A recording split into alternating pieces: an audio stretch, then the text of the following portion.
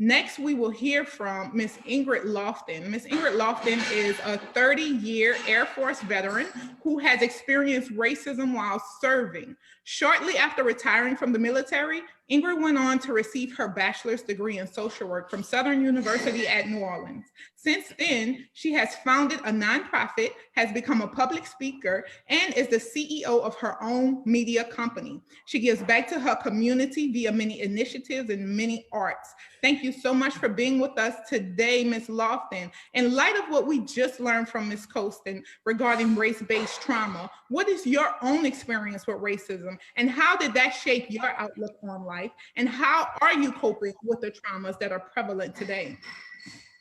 Hello, everybody. How y'all doing? I am Ingrid Lofton, and thank you so much for that introduction. I just want to come on here with a smile because this is very heavy. It is very, very heavy, and it is something that is real that we're all dealing with. And to have joy and peace and a smile is an act of defiance in the midst of this, because systematic oppression has come to rob that very thing that is innately us. We are innately generous people, we're innately loving people, and we are long suffering, and we collectively, people say, how can you go from being a nation of people that rule the world to being a nation of people who are subservient? Because when we met these people, we gave them everything. They had nothing and we gave it all to them.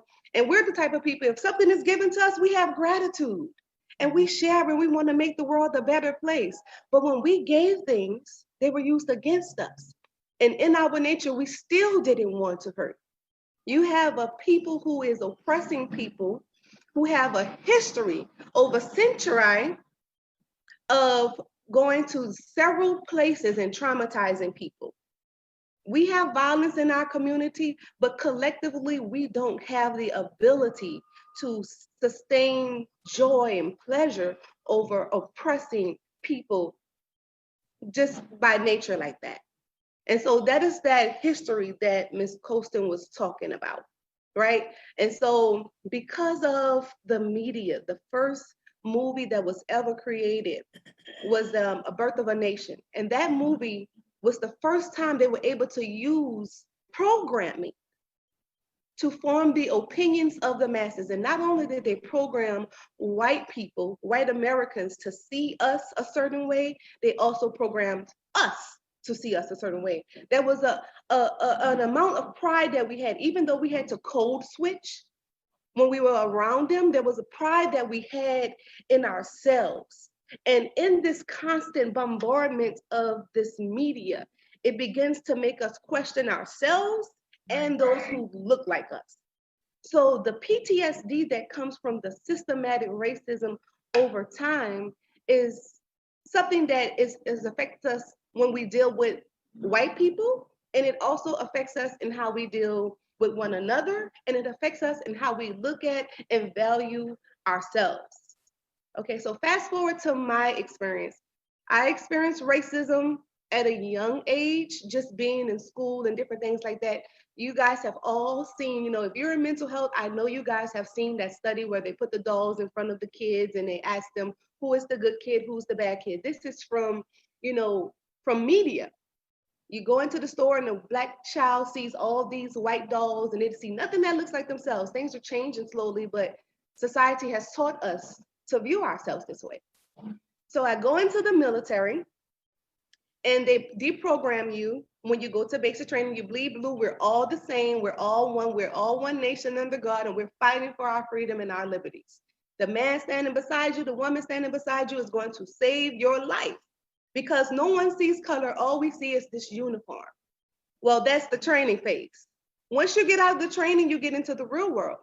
And if you are in the military, whatever station that you are in, that station is a reflection of that community, right? And so whatever that community is like, that is what that branch is going to be like. That is what that service is going to be like. That is what that base is going to be like. This is a reflection of the community, the same as the police force is a reflection of the community. So I did experience racism. I experienced sexism from the point of them saying, I was stationed in South Dakota They ask you where you want to go. I was like, I want to go to California. I want to go to Atlanta, places, that are cool, have, diverse popular. But they put me in South Dakota. I'm gonna give you guys a little background on Ellsworth Air Force Base. Ellsworth Air Force Base is where a lot of commanders go to retire because they don't want to be in a place that has a large Black population. The population of Black people there is like less than 1%, right? So they go there to retire so they can feel comfortable around their own kind. They don't want to deal with the other, right? And so you can understand the mentality of those kind of people who go there to retire, right? So some people that I met that had never met a Black person outside of what? Media. They saw BET, they saw BET Uncut, and what they were seeing was common, one dynamic, one dimension of a Black person, because they don't show how dynamic we are. When someone says, oh, you acting Black or you want to be Black to a white person, their only perception of what Black is that common thing. They don't see that we're dynamic beings, that we can be so many things. There is no such thing as Black. There's no such thing as acting white, because we all are dynamic, right? And so when I met some of these people who had never met Black people, and they saw me as an object, because that's what the media perceives Black women as. You're loud, you're common, you have no brains, and all you want to do is lay up. So I was sexually assaulted by multiple individuals, white men, and they slapped them on the wrist. In addition to the inferiority complex, because they will look at you as if they're looking right through you. So I noticed that, in my mental health experience, that a lot of people have that inferiority complex. You're walking on the sidewalk, and instead of saying, excuse me, you just move out the way and let them walk past, right? And so you live that way. And when I first went in, I was very, very timid. I was very timid. I didn't know how to defend myself. There were times I would have to go into the bathroom and cry and pray. And when you're in a population where there is a small amount of Black people, the Black people tend to stick together. So we did rely a lot on our faith. We gave each other affirmations. We encouraged, we validated each other's experiences. That's another thing that Ms. Colston did bring up, is being able to not push it under the rug and say that it's not real. It's very real. So you have to validate your experience. And then you go into those things that empower you, because you have to undo what has been done. If you understand that your mind has been attacked, the number one reason why your mind is being attacked is because you are powerful. You are powerful. And if you understood that you were being attacked because you were powerful, it would be easier for you to see value in yourself. So you come together as a people seeing value, and that's how the work gets done. But if they can keep you thinking less of yourself, you're going to go hide yourself away. You're going to be contemplating suicide. You're going to be constantly questioning yourself of your value. And that's what you're seeing in Black America, where we all not even seeing value in ourselves, so we cannot love and appreciate one another. That's when you have the PTSD symptoms of us not being able to work together in business, us not being able to trust one another, because PTSD does not just affect you on an individual level, it affects you on a collective level as well.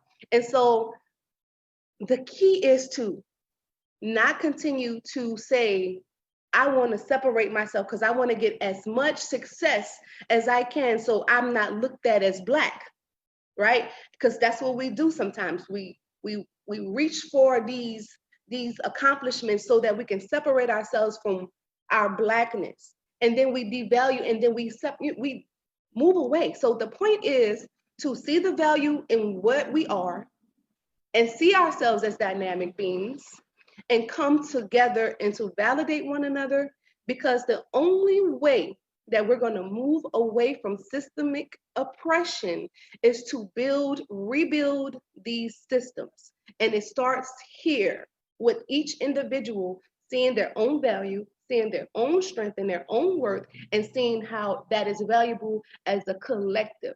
Because we're not just dealing with individual PTSD, we are dealing with collective PTSD. So that's my encouragement and what I want to leave everyone with. Draw on those things that strengthen you. Write down your affirmations. Confirm your value. Confirm your own value. And then check your own biases and what has been put into you about you, the lies that have been told to you about who you are and who you are not. Write them down and then start plugging at them. Plugging at them. This is wrong. That is a lie. This is who I am. And I can do all things through Christ who strengthens me. And then lean on your brothers and your sisters and begin to build and create those things that are going to continue to empower us collectively, because as long as we are divided, we are going to remain oppressed. Divide and conquer. So I want to leave you guys with that. Sending love, and let's go. Wow. My goodness. Thank you so much, Ms. Lofton. First and foremost, thank you for your service and thank you for sharing your experience with us.